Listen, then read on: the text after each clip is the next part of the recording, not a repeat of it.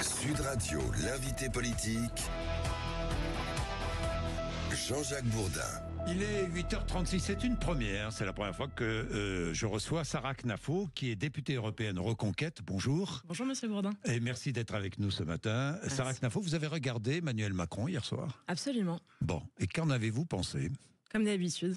Sauf que cette fois, il a réussi à faire court, mais il a le talent de parler pour ne rien dire. C'est-à-dire qu'il a fait une émission uniquement pour nous dire qu'encore une fois, il prenait pas du tout en compte ce que le reste de la classe politique avait pu dire, que tout le monde était coupable à part lui, qu'il ne démissionnerait pas. On pouvait s'y attendre. C'était le message numéro 1. On pouvait s'y attendre. C'était le message numéro 1, le message numéro 2 peut-être. Je resterai jusqu'au bout.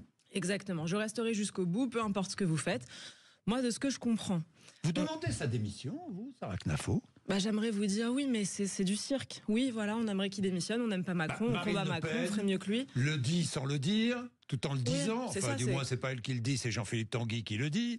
Vous avez aussi, j'allais dire Éric Zemmour. Non, mais vous vous rendez compte ce que j'allais dire? Vous pensez à lui tout le temps. Jean-Luc Mélenchon. Jean-Luc Mélenchon qui appelle à la démission, mais c'est du cirque tout ça. Alors on demande à Emmanuel Macron de démissionner, il nous répond je démissionnerai pas. Oui. On a compris le caractère d'Emmanuel Macron. Il est du genre à nous dire il peut y avoir 1 million de personnes devant l'Élysée, je resterai là, je suis sur mon fauteuil, j'ai été élu pour 5 ans, c'est ce qu'il a dit hier en réalité. Donc ça c'est la vérité, remarquez. C'est absolument la vérité, c'est pour ça que je trouve que c'est un peu du cirque, c'est un peu infantilisant. On est là à réclamer d'Emmanuel Macron. Moi, ce que je trouve paradoxal avec cette censure, c'est qu'on a des partis politiques à l'Assemblée qui ont voulu mettre une claque à Macron, et le résultat, c'est qu'ils ont remis Macron au centre du jeu. On est tous là, hier, à attendre la déclaration de Macron à 20h, puis à se demander qui va nommer comme Premier ministre. Est-ce que ça va être un Premier ministre de droite? Est-ce que ça va être un Premier ministre de gauche? Un Premier ministre technique? C'est lui qui a toutes les décisions en main, toutes les cartes en main, alors que avant-hier encore, c'était le Rassemblement national en grande partie qui avait les cartes en main, et on est venu rendre à Emmanuel Macron les pleins pouvoirs. C'est pour ça que vous n'auriez pas voté la censure? C'est pour ça, parce que si vous voulez, la capacité de pouvoir censurer le gouvernement, c'était pour moi une sorte d'arme nucléaire qui était à la main du RN. Il n'avait pas le pouvoir, mais il avait un pouvoir. C'était celui de dire à Michel Barnier, si vous ne faites pas ça, on peut vous censurer. Et pour moi, la définition de l'arme nucléaire, à la fin, c'est quand même de ne pas l'utiliser une fois qu'on obtient ce qu'on veut obtenir. Donc de travailler d'arrache-pied en disant voilà ce qu'on veut, dès le début, en étant très clair sur les conditions qu'on fixe, en disant si ce budget, par exemple, moi ce que j'aurais dit, c'est si ce budget n'est pas voté à l'équilibre, alors on vous censurera. De dire ça depuis le premier jour. Et quand vous utilisez l'arme nucléaire, ce qu'elle a fait, puisqu'elle a décidé de voter la censure, qu'est-ce qui reste à la fin ?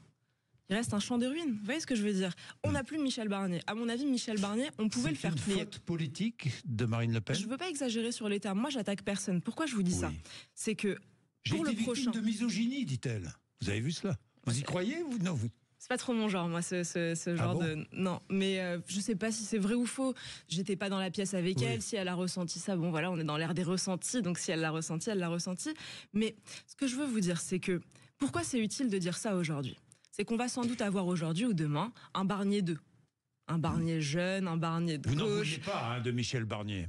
Mais non, moi si vous voulez, ce que j'estime aujourd'hui, c'est que... Vous ne l'auriez pas censuré, mais vous n'en vouliez pas, c'est cela? Ouais, exactement. Si vous voulez. Dans la situation politique actuelle, vu l'état de l'Assemblée nationale, qu'est-ce qu'on peut avoir de mieux? Cazeneuve? Le Cornu? Qu'est-ce qu'on peut avoir de beaucoup mieux? Est-ce qu'on peut espérer un changement radical? Vous le savez, non. Faut pas être enfantin, vous voyez ce que je veux dire? Qui pourrait-on avoir? Ce que je veux, c'est une nouvelle élection présidentielle. Là, on a bien compris que dans l'état actuel des choses, on devait attendre, voilà, on doit attendre la prochaine élection présidentielle pour changer radicalement de bord. Vous ne voulez pas que le président de la République démissionne et vous voulez une nouvelle élection présidentielle. Oui, il faut garder la tête froide. Exactement. Il faut avoir la tête froide. On a 3 ans pour préparer le débat, pour préparer les Français, pour faire avancer des sujets. Avec Éric Zemmour comme candidat, j'imagine. Exactement. Entre-temps, il faut travailler. Et là, l'occasion que le Rassemblement national a, que l'Assemblée nationale dans son ensemble, il y a Éric Ciotti, il y en a d'autres qui peuvent faire plier un gouvernement. L'occasion qu'ils avaient avec Barnier, qu'ils auront demain avec un autre, c'est de réussir à imposer des mesures claires, des baisses de dépenses, des baisses d'impôts. Ils peuvent le faire parce qu'ils ont assez de députés. Moi, j'aurais adoré être dans leur situation et être en capacité de faire plier le gouvernement. Ils l'ont pas fait avec Michel Barnier, ou ils l'ont pas fait à temps. À la fin, ils l'ont censuré. Et c'est utile de le dire aujourd'hui parce que demain, il y aura un autre gouvernement. Il y aura un Barnier 2. Il y aura peut-être un Barnier plus jeune, il y aura peut-être un Barnier plus à gauche avec Cazeneuve, peu importe, ce sera un autre Barnier. Et cette nouvelle personne, là, il va falloir travailler en face pour lui dire voilà ce qu'on veut, voilà ce qu'on demande, et sinon on censure. Et le but, quand même. Marine Le Pen a offert une victoire à Jean-Luc Mélenchon, selon vous? Incontestablement. Il triomphe depuis mercredi. Bien sûr. D'ailleurs, vous voyez que les LFI sont beaucoup plus heureux que les députés du RN. Ils sont heureux, ils jubilent sur les plateaux.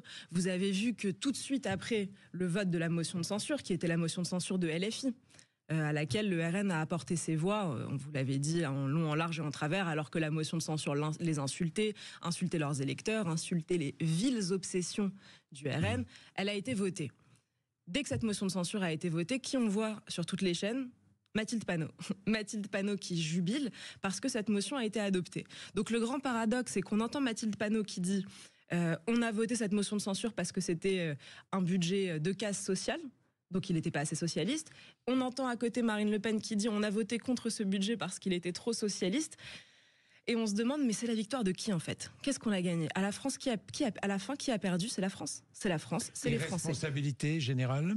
Générale. Toute la classe politique est responsable de ce chaos. Parce qu'en réalité, le débat aujourd'hui dans le pays, c'est pas tant est-ce qu'on est pour la censure, contre la censure. Je sais qu'il y a plein de sondeurs qui demandent ça, la majorité est pas très claire, etc.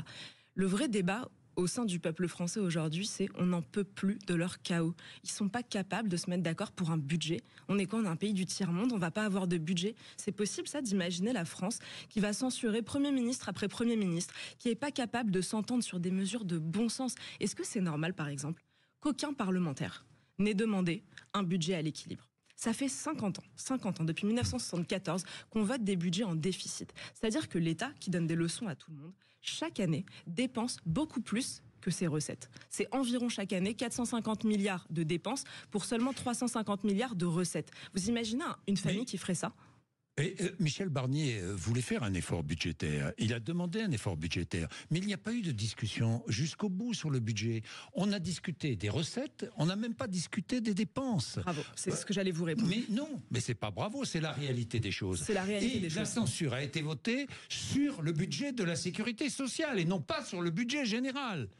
Ce que j'allais vous répondre, Michel Barnier n'a pas voulu faire un effort. Il a voulu demander des sacrifices aux Français. Ça s'appelle pas un effort. Faire un effort, c'est regarder dépense par dépense, ministère par ministère, mission par mission, et se dire qu'est-ce qui coûte. Il y avait un effort. Je vous donne un exemple. Est-ce que vous savez que chez France Travail, c'est le nouveau Pôle emploi, il y a 54 000 personnes qui travaillent. 54 000, Jean-Jacques Bourdin. Est-ce que vous avez déjà trouvé un emploi grâce à France Travail, vous? Non. Est-ce que des gens qui nous écoutent ont déjà trouvé un emploi grâce à France Travail? 54 000 personnes. Grâce à Pôle emploi, oui. À l'heure où... France Travail. Vous savez qu'en 2024, on a inventé quelque chose qui s'appelle LinkedIn, qui permet tous les jours aux gens de trouver un emploi dans le monde entier. Ils ont 900 millions d'utilisateurs. Ils ont seulement 16 000 personnes qui travaillent chez eux, LinkedIn. Est-ce que France Travail est tellement plus important que LinkedIn, qui doit avoir autant de fonctionnaires qui travaillent chez eux? Vous vous rendez compte, chez France Travail, vous avez 1300 personnes qui travaillent à l'impact des restructurations économiques. Pour vous, c'est clair. Les efforts doivent être partagés avec l'État qui, effectivement, doit réduire ses dépenses. On est bien d'accord. À la Milei, un peu. Il faut aller jusqu'à... Bien sûr. Les efforts ne doivent pas être partagés. L'effort doit être porté par l'État. Il faut supprimer ces gabegies. Moi, je ne suis pas d'accord dans un système partagé par les très riches. Non, pas du tout. Alors attendez, non, pas du tout. Je m'explique. On a un système où le Premier ministre ne demande pas des efforts aux Français, il leur demande des sacrifices. Faire un effort, vous savez, à la fin, on obtient quelque chose. Faire un effort, c'est ce qu'a fait le général de Gaulle. Le général de Gaulle, en 1945, dit voilà, on a un pays qui a été abîmé par la guerre. On va devoir reconstruire notre économie. Ce que je vais vous demander, à vous les Français, c'est de vous retrousser les manches. On va se retrousser les manches et ensemble, on va créer les 30 Glorieuses. Et vous verrez, vous en tirerez les fruits de votre travail. Ça, moi, c'est mon rêve. J'aimerais avoir un jour un président, quelqu'un à la tête de l'État qui nous dise on va se retrousser les manches ensemble, mais vous allez y gagner quelque chose. De Gaulle avait réussi à réunir les communistes, avait réussi à réunir les socialistes, avait réussi à réunir la droite de l'époque, la droite conservatrice. Absolument. Vous rêvez de cela ? D'un nouveau de Gaulle, d'un Premier ministre ou d'un président de la République qui réussirait à réunir une coalition comme cela? Quand vous voyez l'état aujourd'hui de l'extrême gauche, Oui. c'est évident que ça n'ira pas jusqu'à eux. Vous voyez ce que je veux dire? Non, C'est mais tellement antagoniste. Il n'y a pas que l'extrême gauche à gauche. À l'époque, qu'est-ce qui réunit les communistes et De Gaulle? C'est la lutte contre le régime de Vichy, c'est la lutte contre le nazisme, Oui. c'est ça Bah qui oui. les réunit. Et Oui. à l'époque, d'ailleurs, le général De Gaulle donne aux communistes, malheureusement d'ailleurs, l'éducation, une partie de la culture, c'est ce qui explique ensuite, il a dû faire des concessions puisqu'ils étaient au pouvoir ensemble, c'est ce qui explique ensuite où on a penché. Mais quand on relit le général De Gaulle, on s'aperçoit à quel point sa philosophie économique est complètement à rebours de ce que certains ont voulu retenir. Vous savez, le fameux gaullisme de gauche, gaullisme social, etc. Le général De Gaulle, c'était un partisan de l'effort. Et ce que je vous dis, Michel Barnier, c'est pas le général De Gaulle, mais il demande pas des efforts aux gens, il demande des sacrifices. Il dit, vous, on va vous tondre, vous, il vous reste encore un petit peu, on va vous prendre ce que vous avez. Vous, les grandes entreprises, vous faites des gros profits, on va Donc, vous les prendre. aucun effort demandé aux grandes entreprises. Pas un effort, encore une fois, c'est un sacrifice. Non, Aucun aujourd'hui, sacrifice à demander aux très grandes entreprises. aucun. Il Ou faut aux leur très dire, riches. travaillez, grâce à vous, les Français ont de l'emploi. Grâce à un Alors, Bernard vous êtes une Arnault, adepte par du exemple. ruissellement, si j'ai bien compris. Moi, je suis une adepte du travail et je suis une adepte de la liberté économique. C'est-à-dire que c'est pas en taxant les rares qui marchent encore qu'on arrivera à quoi que ce soit en France. Ce que disait Nicolas Sarkozy, il disait la différence entre François Hollande et moi, c'est que moi, je veux moins de pauvres et lui, il veut moins de riches. Franchement, tout est dit. Vous voulez tout plus est de dit sur riches la gauche. Ah, moi, bien sûr que je veux Plus de plus riches. de richesse, plus de prospérité, plus de riches. Non, plus de riches. Mais bien Je ne sûr. parle pas de la richesse, plus de riches. Mais tout à fait, je veux que tous les gens qui vous écoutent aujourd'hui se disent que demain ils peuvent Vous devenir savez riches, bien qu'aujourd'hui, sûr. on vit dans un monde où il y a plus de riches, où les riches s'enrichissent et où les pauvres s'appauvrissent. Et Aujourd'hui. c'est absolument ce qu'il faut changer. Il y a notre économie est en train de s'écrouler sur elle-même. Pendant ce temps-là, on a une classe politique qui pense à faire des coups, qui pense à censurer le prochain, qui se dit, quand on aura Barnier 2, on le censurera, alors que l'urgence pour la France, c'est d'avoir un budget. Je vous disais tout à l'heure, dans le pays, le débat, c'est pas pour ou contre la censure. C'est quand est-ce qu'on retrouvera enfin une stabilité. Quand est-ce que la France pourra enfin avancer. Parce que je veux bien qu'on censure, je veux bien qu'on appelle à la démission, mais aucun Français n'y verra un seul effet positif. Il n'y a pas d'effet positif Quand je concret pour les gens. regarde les propositions de Marine Le Pen, vous êtes aux antipodes de ces propositions économiques et sociales, aux antipodes. Elle est de gauche pour vous, Marine Le Pen, c'est une femme de gauche. Quand j'entends il faut taxer les super profits, c'est quelque chose qui me fait peur. Moi, je me dis, mais d'abord, qu'est-ce qu'un super profit? Comment on fait pour dire, à partir de quand est-ce qu'un profit devient super? Mais quand, Usine à gaz à créer, quand moi, ça m'inquiète, ce genre de choses. La famille Muliez chez Decathlon dégage 1 milliard d'euros de dividendes à distribuer, que parallèlement dans le même groupe, il y a 2000 suppressions de postes chez Auchan. Mais Vous dites quoi? Vous dites que c'est logique ce milliard distribué? On est déjà dans une situation économique catastrophique, mais vous savez Oui. quand ce sera encore pire? C'est quand on n'aura plus aucun Muliez ni aucun Arnaud qui aura des dividendes à distribuer. Là, par exemple, l'année dernière, EDF, qui est dans une situation terrible parce que les mauvais choix politiques l'ont conduit à sombrer, ne fait plus assez de profit. Est-ce qu'on est content de se dire que EDF n'a plus de dividendes à distribuer? Est-ce qu'on est content de se dire que demain, Bernard Arnault, on l'aura tellement taxé qu'il se sera dit finalement pourquoi rester en France? Est-ce que ça nous fait plaisir? Est-ce que ça flatte un instinct de se dire demain, il n'y aura plus de grands groupes en France? Moi, pas du tout. Ça ne flatte aucun mauvais instinct chez moi. Au Plaisir, il contraire. s'agit de répartir les richesses, justement. Donc il faut que des gens créent des richesses et les donnent à d'autres. Pourquoi non, ne pas se les dire partages, non? il faut pas infantiliser les gens. Les gens aiment. C'est chrétien, le partage, Sarah Knafo. Et dans la chrétienté, c'est pas l'État qui vient ponctionner. Non, mais c'est personnel. C'est le partage. C'est une volonté personnelle. Mais c'est le partage. Mais je suis tout à fait pour la philanthropie. J'aime beaucoup le partage, moi aussi. Il ne s'agit pas de forcer, c'est pas très chrétien. Si vous voulez, les gens, il faut pas les infantiliser. Ça nous fait plaisir, c'est anthropologique. On aime recevoir ce qu'on a mérité. C'est clair. On n'aime pas se dire qu'on est assisté par quelqu'un d'autre. Vous parlez à des agriculteurs, qu'est-ce qu'ils vous disent? Ils vous disent pas je veux plus d'aide. Ils vous disent je veux vivre de mon travail. Je me réveille à 5h le matin, je me couche à minuit le soir. Mon seul objectif c'est de vivre de mon travail. Ça ne leur fait pas du tout plaisir de vivre d'aide. Vous êtes pour le libre-échange alors? Le libre-échange, quand ça nous favorise, oui. Oui, vous êtes favorable au libre-échange, si je comprends bien. Parce que c'est deux sujets qui sont différents. Tous les grands patrons sont favorables au libre-échange, vous le savez bien. Alors, moi, je ne suis pas un grand patron et je ne suis pas du tout l'avocat des grands patrons. Moi, je suis une fille de commerçant. Je défends aussi l'épicier du coin de la rue qui doit remplir de la paperasse, qui doit se transformer soudain en expert comptable et en juriste au barreau de New York, alors que c'est pas son métier. Je vous parlais de l'agriculteur. D'ailleurs, aujourd'hui, pendant que nous parlons, il y a la coordination rurale à Rungis qui font une très très belle action et j'espère que les médias en parleront. Passons. Je défends aussi les agriculteurs qui sont soumis à des normes tellement extravagantes, alors que le reste du monde, on parle du libre-échange. Par exemple, je suis complètement opposée au Mercosur. Vous voyez ce que je veux vous dire ? La liberté économique, c'est pas la liberté de mettre en concurrence nos travailleurs chez nous, nos agriculteurs, nos entrepreneurs, avec le monde entier, alors que dans le monde entier, ils sont libres à l'intérieur de leurs frontières. Ils ont moins de normes, ils ont moins de régulations. Par conséquent, ils sont beaucoup plus compétitifs. Nous, on met des gens qu'on a soumis aux normes les plus élevées du monde, qui sont le peuple le plus taxé du monde, et soudain on les met en concurrence.